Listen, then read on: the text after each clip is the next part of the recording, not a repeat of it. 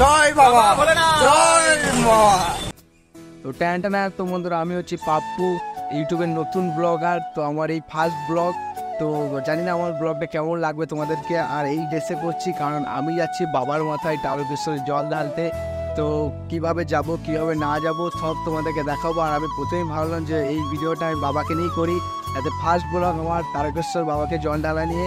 তো পুরো ভিডিওটা আমি দেখাবো, কিভাবে যাচ্ছি, কিভাবে গেলাম, সব এ টু জেড তোমাদের কাছে দেখাবো। আর আমার ফার্স্ট ব্লগটা তোমরা অনেক সাপোর্ট করো, ভালোবাসা দিও, এটাই তোমাদের কাছে কামনা করি। তো চলো, আর পুরো ভিডিওটা ওয়াচ করো, আর বেশি বেশি করে শেয়ার করো, আর আমাকে সবাই সাপোর্ট। তো বন্ধুরা আমরা চান টান করে রেডি হয়ে বেরিয়ে গেছি বাজার যাওয়ার উদ্দেশ্যে। তো আমরা তিনজনে একই ড্রেস কিনবো ভোলে বাবার, যাতে তিনজনকে একসাথে একই লাগে আর খুব ভালো লাগে। তো দাদা টোটো করে চলে এসেছি বাজারে। আর তোমাদেরকে দোকানটা দেখিয়ে দিই, ওই যে দোকানটায় দেখো একটা স্ট্যাচু দাঁড় করানো আছে। তো ফাইনালি চলে এলাম। আর এই যে এখন সবাই জামা দেখাচ্ছে, তো আমাদের এখানে গেরুয়া কালারের মহাকালের জামাটাই পছন্দ হলো, তো আমরা জামা প্যাক করে নিয়েছি। তো চলো বাড়ি। তো হ্যালো বন্ধুরা, আমরা এখন সকালবেলা উঠে পড়েছি। আর এই যে দাদা এখন ওকে ডাকলাম, ও উঠে পড়েছে। আর ভাই এখন চান করতে গেছে। তো চলো চানটা করে ফটাফট রেডি হয়ে নিই, তারপর তোমার সাথে আবার দেখা হচ্ছে। তো বন্ধুরা তোমরা দেখতেই পাচ্ছ আমরা রেডি হয়ে গেছি, আর দাদা এখন চান করছে। তো ভাই আমি রেডি, সেম ড্রেস সেম। কেমন লাগছে আমাদেরকে কমেন্টে জানিয়ে দিও। আর চলো ভালো করে যেন যেতে পারি, বাবার মাথায় জল ঢালতে পারি, পুরো সেই মজা হবে। আর কী করে যাবো, কী করে জল ঢালবো, সব ভিডিও বানাবো, সব তোমাদেরকে দেখাবো। আর তোমরা আমাকে সাপোর্ট করো, বেশি বেশি করে ভালোবাসা দাও। তো এরকমই ব্লগ আসবে আরও ধামাকা ধামাকা, তোমরা সাপোর্ট করো। তো আমরা চলে এসেছি স্টেশনে টোটো করে। তো এখান থেকে আমরা মানপুর থেকে বর্ধমানে ট্রেন ধরবো।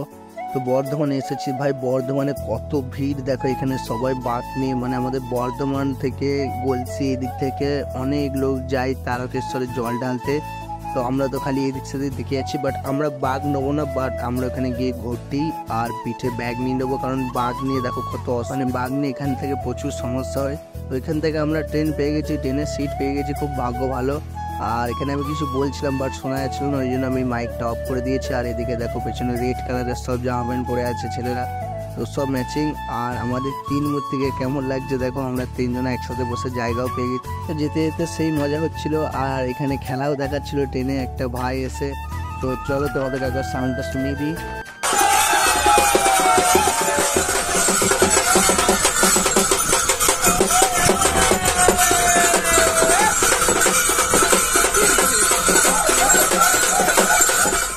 বন্ধুরা ফাইনালি অনেকক্ষণ বসে থাকার পর 1-1.5 ঘন্টা পর আমরা চলে এলাম শেয়ারপুলি জংশন স্টেশনে।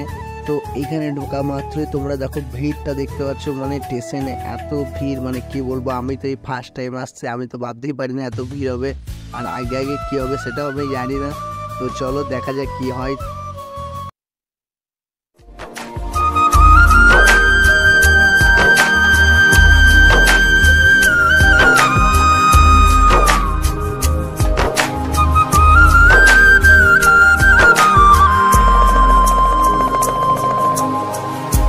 স্টেশন থেকে হেঁটে কিছুটা গিয়ে আমরা এখানে ব্যাগ কিনে নিলাম। আর ব্যাগ কিনে নেওয়ার পর আমরা এখান থেকে ঘটিও কিনে নিলাম। তো এখানে দেখো অনেকজনের ব্যাগ কিনছিল, তো আমরা এই ঘটিগুলোই নিলাম, বাট এর থেকে বড় বেশি ঘটি নিইনি, এর থেকে ছোটও ছিল, আমরা মাঝারি সাইজটা নিলাম। তো এইটাই অনেক। তো এখানে সামান্য ওই বাজারটাই ভিড় দেখো শেয়ারপুলি, যেখানে জিনিসপত্রগুলো কিনলাম। তো অনেক লোক, অনেক ভিড় এখানে, সব দোকানে এরকম জিনিস। আর তো এখান থেকেই চলে এলাম আমরা ঘাটে। তো ঘাটে এসে দেখতে পেয়ে গেলাম স্টিমার, সামনে স্টিমারে করে লোক নিয়ে যাচ্ছে এপার ওপার। তো এখান থেকে আমরা চলে এলাম চান করতে, বাট এত খাল আছে ওখানে নামতেই বারণ করছিল, তো আমি ওপরে বসে বসে চান করে নিলাম। তো চলো তোমাদেরকে একটু সং দিয়ে শুনিয়ে দিই।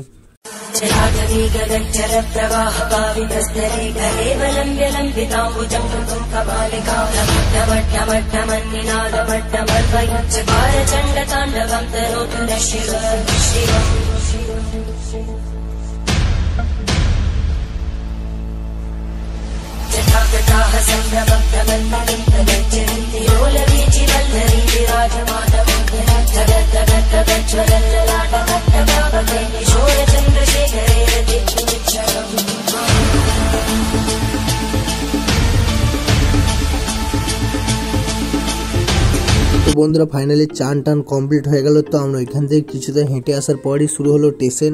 তো আমি শুনেছি এই দিক দিয়ে যেতে যেতে অনেকগুলো স্টেশন পড়ে, বাট জানি না কতগুলো পড়ে, কারণ ফার্স্ট টাইম যাচ্ছি, এই ফার্স্ট স্টেশন পড়লো।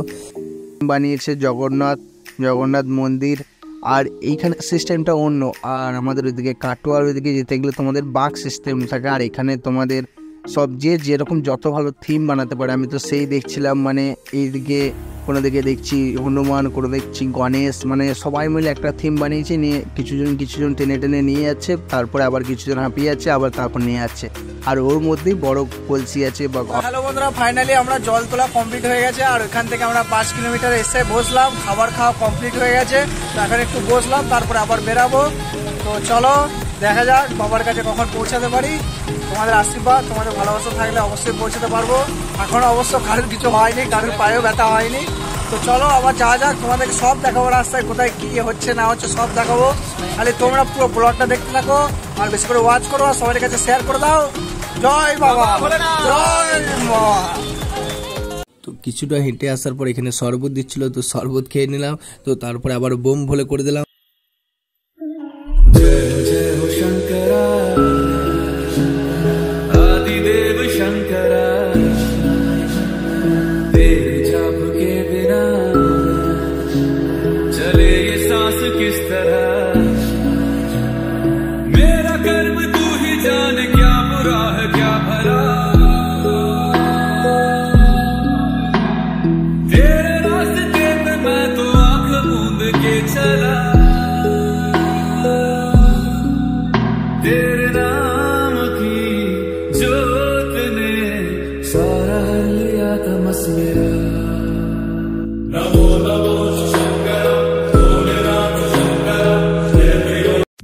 তো ওইখান থেকে অনেকটাই হাঁটছিলাম, তো এই রোদের মধ্যে হাঁটা খুবই কষ্টের। তো দেখো কত লোক যাচ্ছে ওইখানে, তো একটু আবার গিয়ে রেস্ট নিলাম। অনেকটা হাঁটার পর জানি না কত কিলোমিটার হেঁটেছি, আর এখন পায়ে এই যে ইংল্যান্ড কিনলাম, পায়ে ব্যথা, এই যে ইংল্যান্ড নিলাম, আর এই যে এখানে খাওয়ার ছিল, এখানে সন্দেশ খেলাম, নিয়ে এখন বসে আছি গাছতলার মধ্যে।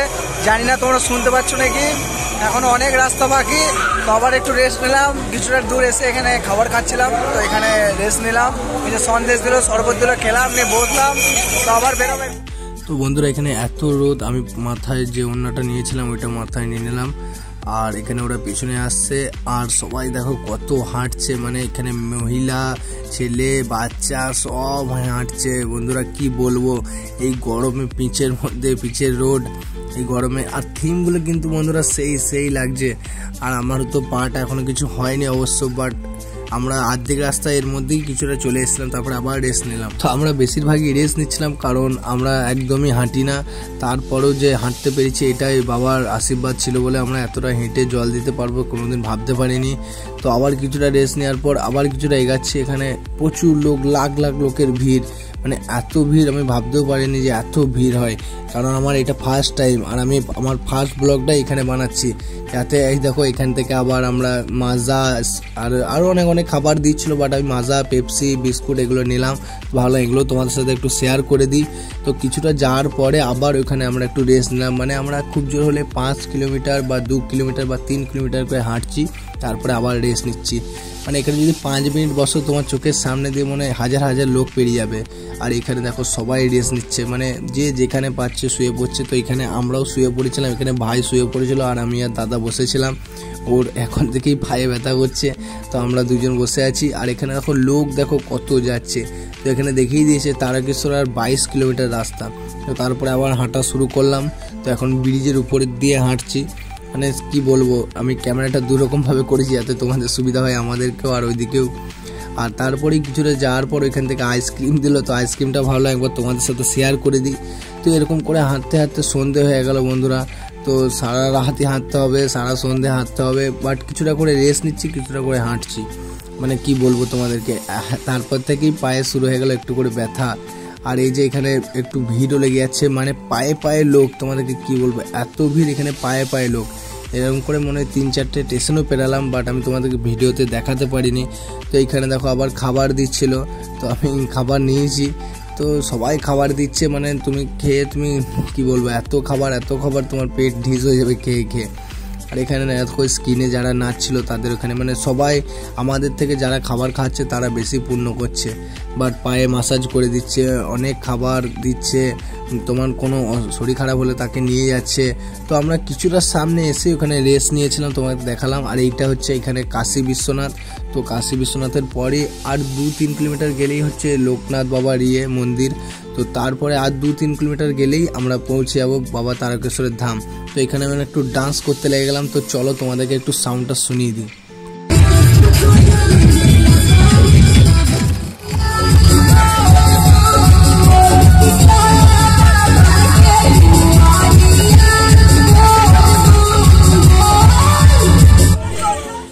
তারপর বন্ধুরা কিছুটা আসার পর এখানে জঙ্গলের রাস্তা, মানে দুধারে মাঠ। তো এখানে আমরা নিলাম রেস্ট, রাস্তার ধারে শুয়ে পড়লাম। তখন খুব জোর 10টা থেকে 11টা বাজে, আর ভাইও শুয়ে পড়েছে। আর দাদাকে বললাম তুই ভিডিওটা করে দে, ও ভিডিওটা করে দিল।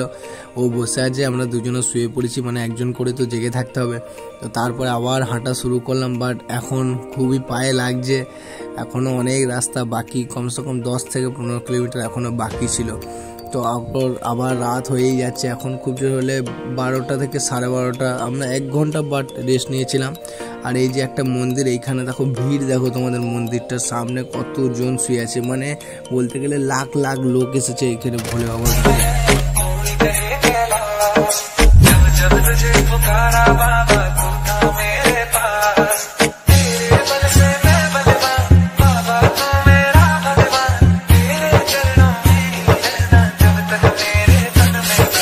তো অনেকটা চলে আসার পর পায়ের একবারে 12টা বেজে গেছে, মানে তোমাদেরকে আবার দেখিয়ে দিচ্ছি পায়ের কি হাল। ইংলেটগুলো দেখো তোমরা ছিঁড়ে গেছে, বাট তলা দিকে যত নিতে পারবো তত ভালো, কারণ পাথর রাস্তায়।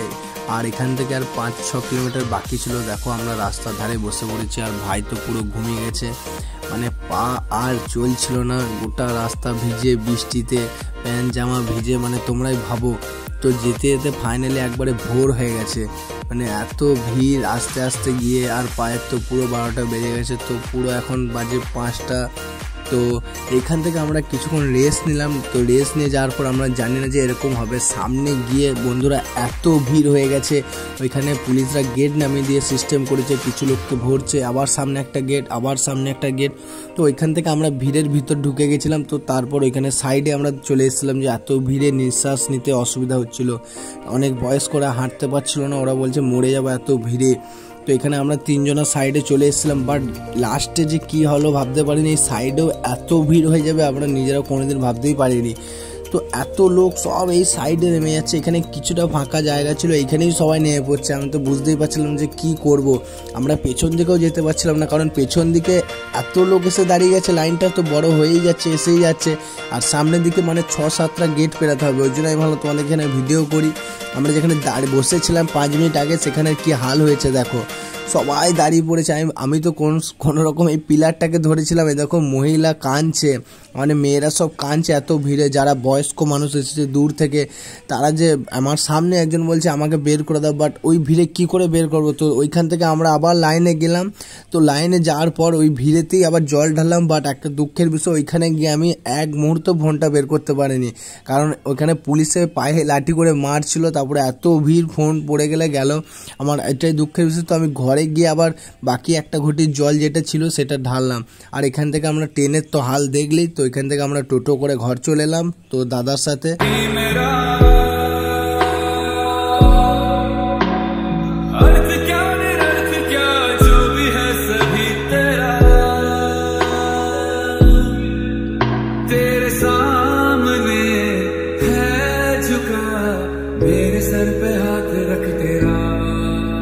তো বন্ধুরা ফাইনালি জল ঢেলে ঘর ঢোকার সময় বউ পায়ে সবাইকে জল দিয়ে দিল, মাসিরা জল দিয়ে দিল। ভাই যতটা ভিডিও করছিল আমার তো একবারে হাল খারাপ হয়ে গেছে। আর তোমাদের আশীর্বাদে আমরা যে এই ফার্স্ট ব্লগে আমি বাবা তারকেশ্বরের ব্লগ করেছি, আর বাবার মাথায় জলও ঢেলে এসেছি, এটাই অনেক ব্যাপার। আর এখানে দেখো আমি আর চলতে পারছিলাম না, আমি এসে বসে পড়েছিলাম ঘরে। তো চলো আমি একবার লাস্ট ইন্ট্রোটা তোমাদেরকে দিয়ে দিচ্ছি, তো তোমরা পুরো ভিডিওটা দেখো।